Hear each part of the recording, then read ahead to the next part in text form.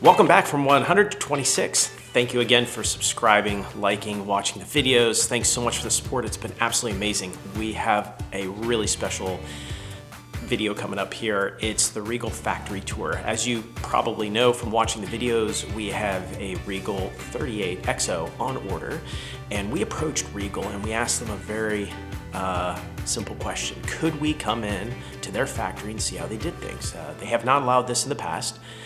You won't find any Regal factory tours except for their self-promotional material, and the agreement was that we would hand this footage over to them when we were done. And the only agreement that we had with them was that they could blur out anything that was proprietary or they didn't want to share. But and that was it. We're paying retail for our Regal 38 XO. There was no incentives or anything like that was given to us. This is the first time we've actually gone to the factory and seen one of our boats being built, which was kind of an interesting experience. And there's one technique that Regal uses in this that just kind of blew us away, and just wait to it. It's pretty amazing on what you're gonna see. But yeah, the next series of videos coming up is gonna be us taking delivery of the boat and then eventually taking the boat out on the water so you can follow us through the entire process. Because as we went through the YouTube world, we found out that, hey, there's nobody who has built a boat, taken a boat out, accepted the boat, taken it out through sea trials, and then take it on extended voyages. There's nobody that's really kind of done that in the powerboat world. And so that's what we wanted to deliver to you, is kind of show you what to experience when you're buying a new boat, which is kind of interesting. Next up is Jake Cook. He's one of the co-owners and director of sales and marketing. He's first on the video, so take it away, Jake. We are here with Jake. Jake, you want to tell us a little bit about yourself? Yeah, awesome. Thank you guys so much for being here. I lead the sales and marketing team here at Regal Boats, and also I'm a third generation cook. So grandfather started the business here at Regal, so grew up boating and in the boat manufacturing business, and really excited to get a chance to show off what we do here today. So you and your brother now together. Yeah, and then so as far as third generation goes, my brother is the COO, okay. So he's responsible for the operations side of the business, by far the hard part of the business, and I got to do the fun part, the sales and marketing. So he gets to do the factory tours, and his brother has to deal with yeah, so he has to build them. I just got to talk about them. So definitely the easier job. Now, you've been here the entire time. Has there been any thought of moving it overseas like every other boat manufacturer? No, we certainly have not had any thoughts of those, and during COVID even have consolidated all of our manufacturing here to Orlando, Florida. We're very relational in the way we do things, want to build strong values, and hard to do that at different locations. So we bring our energy here to 2300 Jetport Drive every day, and we're actually building a new plant here. Haven't started yet, but kind of just got through the approval process, to continue to invest here, in the community of Belle Isle, or within the greater Orlando area, and that's where we'll remain. What do you think is the hardest part of the business? Definitely the hardest and most rewarding part of the business is people. So we have about 850 team members that come to 2300 Jetport Drive today, and we all have problems. And I'm not excluded from that, and neither are you, right? Exactly. So whatever that may be, and it's a blessing because you get to walk through life with people, but life's not perfect. So just dealing with those challenges, and it's important that we have a great business that builds our boats, and you got to be here on time, but then how do you support people when they are going through hard times? So finding that balance is a challenge, but definitely it's easy answer, best part and most challenging part. First step in building the boat, you gotta build it out of something, and there's 4 things you can build a boat out of. Well, there's a few more than that, but anyhow, it doesn't really matter. In this application, you have wood, you have aluminum, you have steel, and you have fiberglass. Now, Regal builds all their boats out of fiberglass. And fiberglass is basically a process whereby you take fiber and you put glass, in this case it would be a resin, and you combine them together to create an ultra strong boat. So the first step in the process is selecting the material you want, which in Regal's case is fiberglass, and you have to have a hull, a mold basically, and that's basically how you start building a boat. Take it away, Jake. Traditionally what you're going to do is you're going to spray in your gel coat, your color, and then you're going to spray in layers of glass, and then you're going to chop in and hand roll out the resin and glass mix. On infusion, what you do... Okay, sorry to jump back in here. Jake's brought up something, and that is the word infusion. There's 2 ways to build a hull. One way is just throw the fiber in, you kind of hand roll it over. The other way is infusion. And what you do is you basically bag or cover your mold with a plastic bag, and you put in all of your fiber in place, and then you suck the resin through the entire mold. And that makes sure that you have the correct resin to fiber mixture to make sure that you don't have any soft spots in the hull and that sort of thing. Very techy, very cool. So this has already been shot, but you will suck all of the resin into it. And so what that does is that will all build the boat at one time. So you get one bonding of the boat. And the big thing there is it's a much more controlled process because you're not counting on somebody with a gun to go through there and then to roll it out. Right. We can get this down to a science so we know exactly what we're doing. Now, one of the processes I want to see, if possible, is, or just an example of it, the color. Yeah, we can go look back at this boat here. Yeah, so the molds, like this is the color of our mold. It's mostly orange. We have some green ones around here. That's all tooling gel. We picked that color because it's easier to see any imperfections before it goes in. But yeah, so the process of spraying the color is you're going to spray a clear coat in, then you're going to spray your gel coat in. And as many different colors as it is, like, you know, this one here, you know, you might tape it off. Like this looks like it's going to have a black bottom and a gray hull side. So this is where the color, this is where we were talking about with the color. Yeah, this all goes in. So this is the color. So this is the color here. Yep. Ah, and what you can, and this is, as you can see, before any of the structure's been loaded in. So this boat, as it gets infused, the step from here is it will get a skin coat. Right. And then it will get all of the different layers of fiberglass and structure. We'll infuse it all together and then pull it out. And that's how your color gets, it's actually in mold. In mold. It's in the mold. In the mold, instead right. of painted after Correct. the fact or anything Correct. like that. Because that's one of the things that's most impressive to me is how your color gets put into that mold. Yep. And the big benefit of this is you know, just the longevity that you're going to get being in mold compared to being post sprayed. And so this is going to be a gray boat. So this is going to be the color. Yeah. That's freaking cool. The color in Regal Boats, oh, it's just absolutely so cool. So some boat manufacturers, what they do is all boats are made white, and then after the fact, they'll actually come back through and paint it, okay? With this, the problem is that paint is relatively thin and is not really as durable as fiberglass. So if you hit the dock or something like that and it ends up scraping it, and you kind of see the white beneath it. What Regal does is they actually put in, for all intents and purposes, colored fiberglass in. So in essence, it's much thicker, much more durable in terms of the building the color basically into the hull of the boat. It is so cool. So all of up here is where we're doing all of the finishing on it, you know, making sure that there's no imperfections that have, you know, come out of the mold. One of the great things, you know, beautiful things that we get to work with fiberglass, and fiberglass can be fixed. So whatever it is. So if there is, on a boat this size, you're going to get imperfections that come out of the mold, and it can all be addressed here. You know, and that's a beautiful thing about what we get to do. So that's all up here. You can see they use, you know, big lights and stuff to try to identify those imperfections, because being a boater, you know this, but depending on what sun conditions you're in, things might be more apparent than they are. Everything can be buffed. So in through here, this is what I would consider the hardest part of the business. This is all cut and grind. So this is where they're cutting all the edges off and that sort of thing. Yep, so like you'll see this boat here, the boat will come out of the mold with a flange, and we're gonna cut that off. That's all, you know, essentially wasted fiberglass, and we'll see that in the mold. But whether it's a window that gets cut in or the cleats, or if we're doing our jobs right, we should not have to be cutting into the fiberglass. You know, you'll get a cleat here, or that looks like a fuel flow there. This is probably a light right here. Right. And this is how you join it, because you Dremel this line so you can put the screws through. Yeah, so we've etched this line in here so that if you drive a screw in here, it might crack the finish of the fiberglass, but it won't go past that line. Ah, so you're putting the screw here, but it's to keep the propagation of the crack. Correct, because you might get a little stress crack or something like that. That's no big deal. No big deal. But if it came up here, you go, you have a crack in your boat. So that line is meant to... So just that little detail there prevents the cracks from going up here. Again, the attention to detail. Yeah, it's just any cosmetic crack. Ah, yeah. Yep. So how many years did it take you to figure that one out? I don't know. They've been doing that one ever since I've been around. So I'm doing it for at least 20 years, I would say.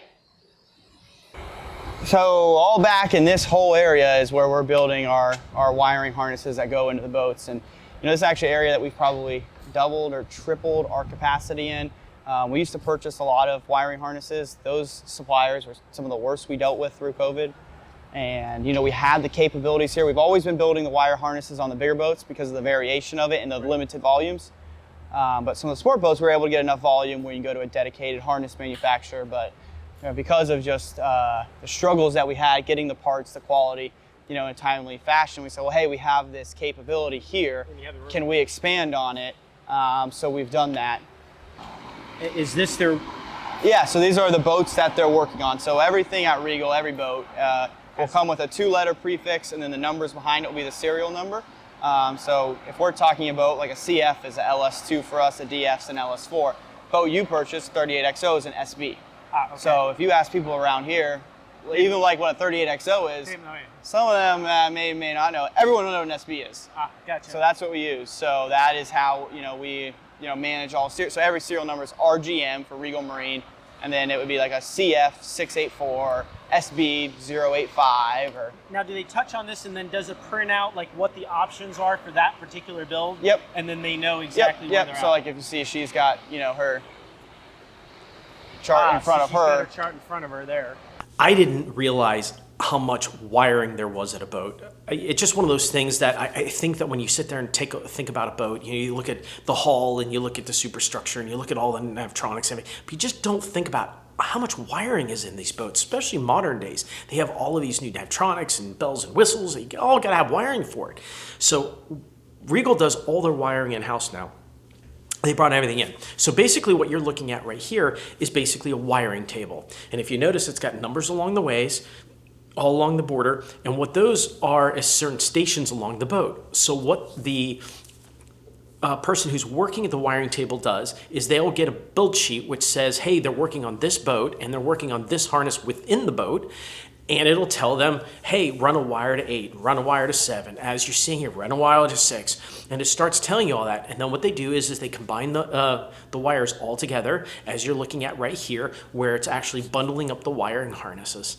Now, back to Jake. Now that's a 33 again, a JF's a 33, and that's just the aft deck harness. So this is the aft deck harness for just the aft deck. Yep. For just the aft deck of the boat. Yep, and so all these you can go through and see, and so it's the same boat. This is, running from the sump to the dash. So Gotcha. this is everything that's got to go that length of, way. So. And then you've got your actual panels down here already done. Yeah. So like these, and these are all for sport boats. These are panels that will get dropped in. So this is a battery charger panel here that will get dropped into a 26-foot boat on one side. So you've got, your controls for your power tower, your battery charger, whatever needs to go in that boat will end up going there. Was that one of your like weak points in the past? You said during COVID is not so much the wiring, but having them doing it correctly. Yeah, I mean, so we've specifically on the technology side, I mean, we've evolved a lot in that. I think we came from like the middle tier. I don't think we were ever actually on the poor side of things. No, but it's a pain point. Yep, but electric continues to be a challenge because we are putting so many more things in the boats. So it's as quick as we're gaining capabilities, the customer expectations, the new things that are going in, be flares are going in or seakeepers, just big, and they all require electric.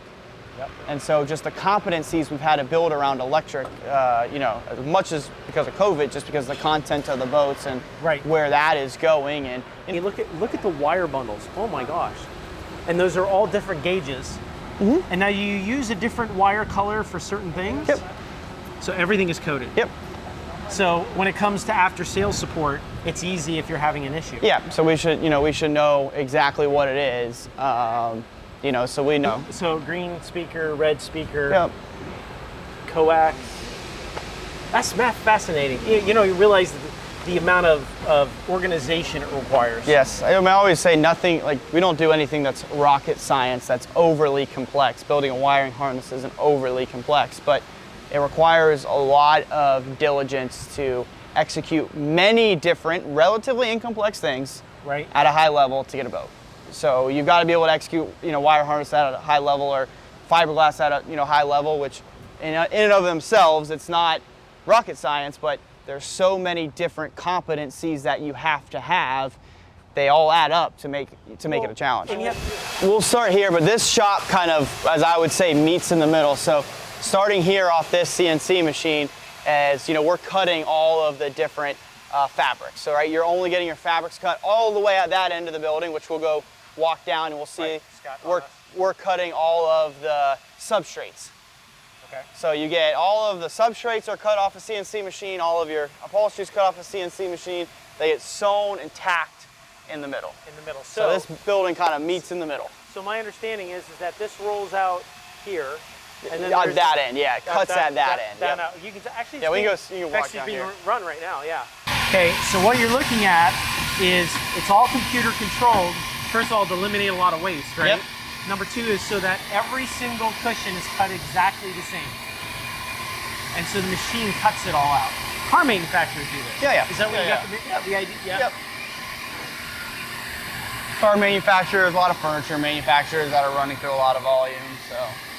So you CNC the carpets as well? Yeah. So carpets, upholstery, do you do foam? We don't do foam. You don't so do foam. we are purchasing foam. But yeah, carpets, upholstery, sidewall paneling on a big boat, you know, anything that's upholstered there. Anything that's like that? Okay. all gonna get cut. And what about the starboard panels for like? Yeah, so that's all getting done. So all of this is the soft goods, This let's say. is all soft goods? All that side of the building's hard goods. So this is all sewn, and then so this will get stuffed.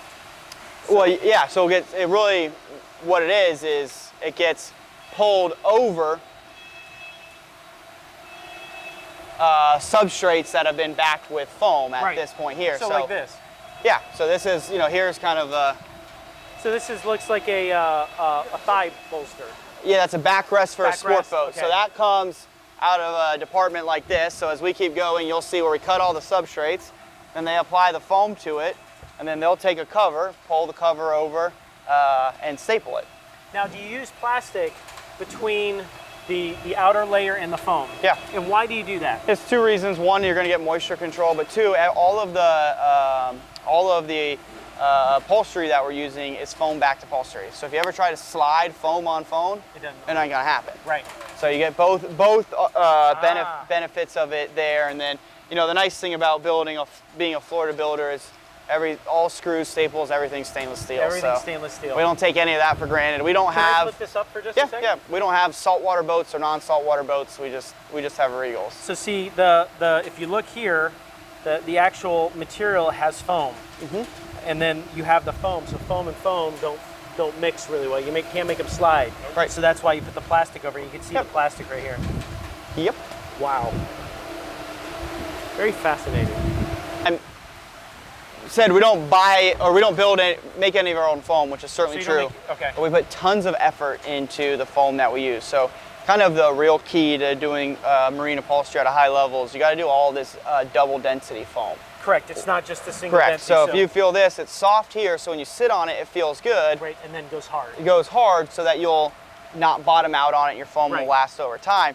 And the things that you'll see is even on like this backrest here is, you know, where your back sits. Pull this out here. Where your back actually sits is soft. Right. So that feels good. But when you're trying to stay in your seat when you're taking a hard turn, this foam is what will let you grip with the, your side of your body, so you're not going to fall out. Where if you had a softer foam, that would give way. Right. And be more likely to fall out of your seat. So we put a lot of thought into where to do it, not just say, hey, we use dual density foam, order it all over the place and move on. I mean, this is a perfect example. Thigh-rise bolster's got less give in it. Right. Because that's where you're gripping with with the kind of the seat of your pant, and then where your weight goes got a little bit more give to it, so that sits good, feels good. You sub out the foam, so you give them the exact specifications, and they send you the foam. Yep. Interesting. Oh yeah. So here's where your substrates are. So whatever the different materials is, getting cut off one of these two machines here. So this could be a panel, this could be a seat, this could be a dash, this could be anything. Anything, yep. And it's all CNC'd, so every one of them is exactly the same. Yep. This is a backrest.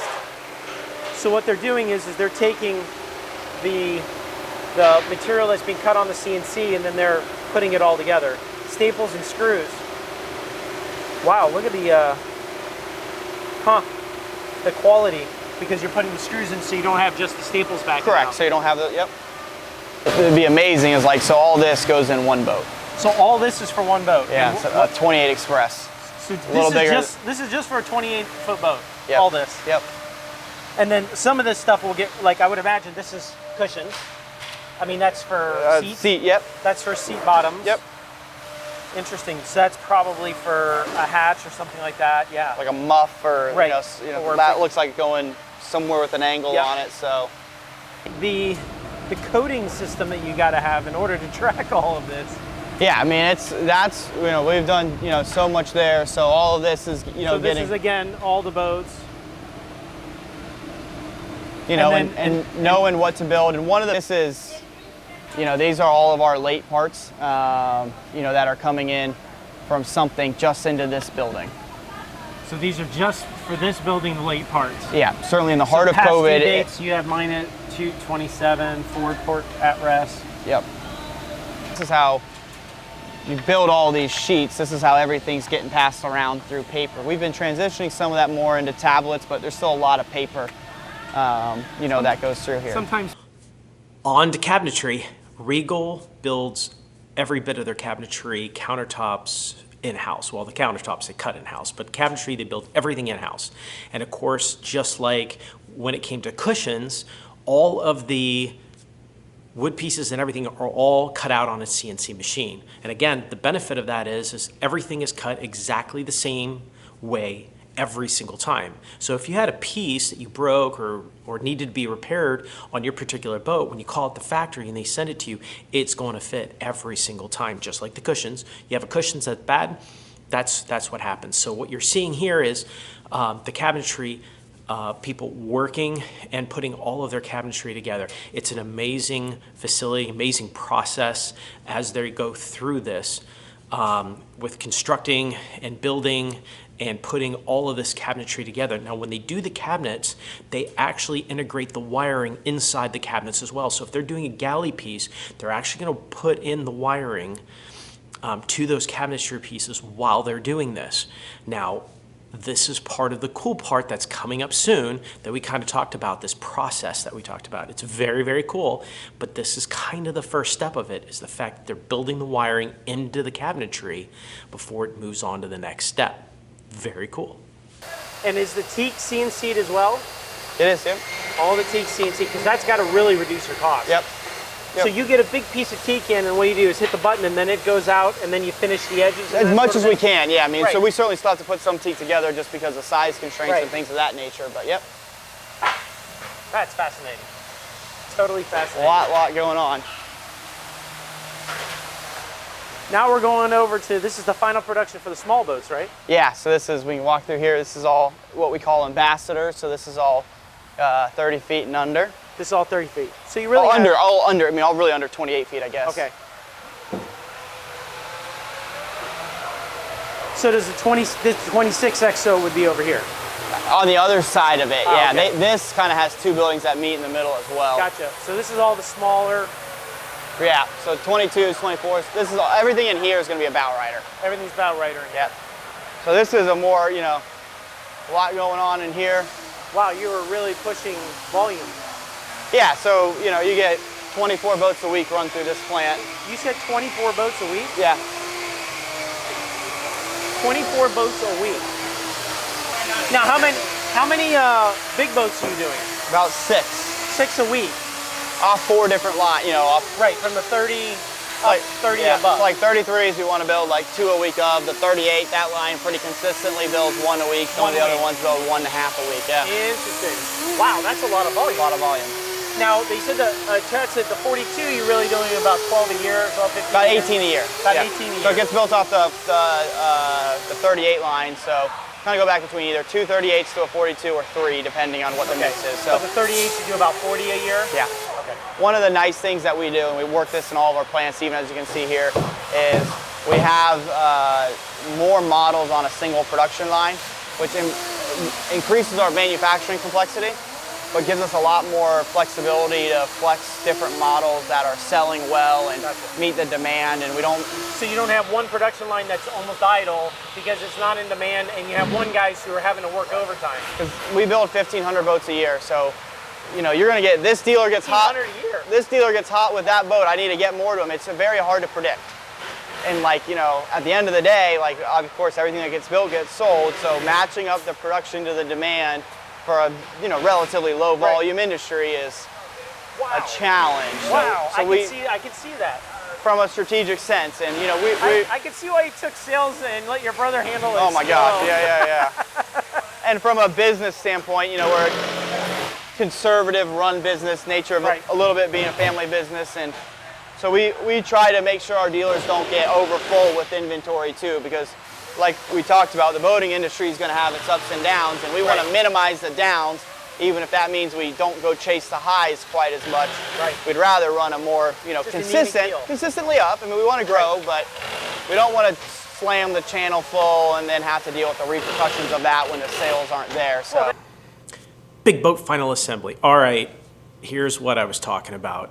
And that is how Regal puts their boats together. Now, most manufacturers have a hull, and they do what's called stick construction when they put together the inside. And that is, they'll put the fuel tanks and that sort of thing on it. And then what they'll do is little bits by pieces. They'll put in a floor here and a side panel here and a cabinet here, and everything gets dropped in little bit by little bit. And the problem with that is that these things are sitting on perhaps a tank or connected to little side walls. And if you've ever been on a smaller boat or any boat for that matter, and the boat's going through the water, or you're walking around down below or on any of the decks, you're starting to go squeaking.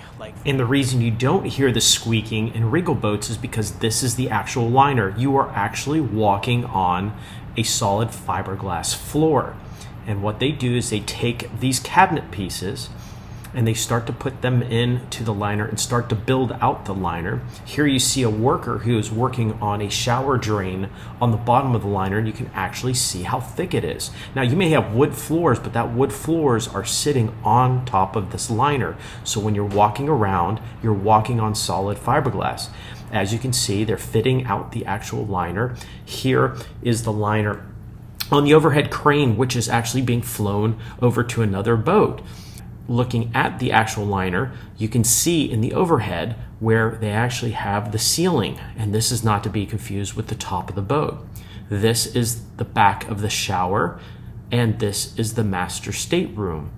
As you can see, all of the plumbing, all of the wiring is in place, and this entire assembly is flown into the hull.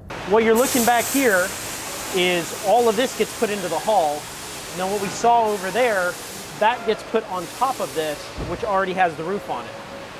Okay, quick illustration here. You've got the hull, water tanks, fuel tanks, electrical panels, and batteries all get installed into the hull. Then the liner gets dropped in, and as we've talked about already, the liner includes things like your showers, your staterooms, those sorts of elements so that the boat is ready to go. The deck gets dropped on top of the hull, and your 38XO is now complete. That is pretty impressive. So that way you can do all your wire runs and everything else. So you're actually really adding another, I wouldn't call it a structural layer. Yeah. But it's kind of like another structural layer. Yep, it's the whole cabin event mostly goes in as one piece, and then of course the deck ends up sitting on top of all this, the traditional deck. Right, so. Because most boat manufacturers, and this is really important to get, Scott, so most boat manufacturers, what you see right here, they would be building the cabinets on here at the same time. Right. Yep. And then you would only have the deck on top of it. Yep. Wow. And then so here's your last big part, which is going to be the deck. The deck. Yep. So this is the deck that goes on. You look up underneath, all the wiring that's associated with your windlass, your spotlights. You can get your backing plates for your cleats. Everything can go on, and then this goes on top. When you do the mold, are all these structural members in the mold, or those get put in after the fact? Those get put in after the fact. Yep. Okay. So we'll see that once we go through lamination. We'll see that. So the molds, So those are all structure that you put in. Right. Those are all essentially stringers. So these are deck stringers. Yep. And you put it there obviously because that's the bow pad and that sort of thing. So people are going to be walking there. Yeah. So there's some really smart people that go through and determine what structure is needed, like the backbone of every boat, and it's a great science that they have, because there's different types of actual fiberglass itself that provides structure in certain ways, but then you need the backbone, and depending on what it's meant to support, and then of course carrying the overall weight. So that's what all of that is, and you see them very clearly in hulls all the time with a traditional stringer grid, but that's what that is, just for the deck. For the deck. Interesting. But wanted to say thank you so much to Jake and the entire Regal family for giving us the opportunity to go down to the factory to see our boat being built, but also how they build other people's boats. It was simply an amazing experience, one that I will not forget. Yes, that's my actual reaction from seeing our boat being built on the line, but you're going to have to wait until next episode to see the actual boat. Please like, subscribe, it means the world to us. On our next episode, we take delivery of our boat at AM/PM Marine. What is this process like? Do you really just jump in it and go? Sneak peek? Not really. Please like and subscribe. It means a tremendous amount to us and the channel to continue to bring this content to you. If you want to see our previous episode, just click the link above.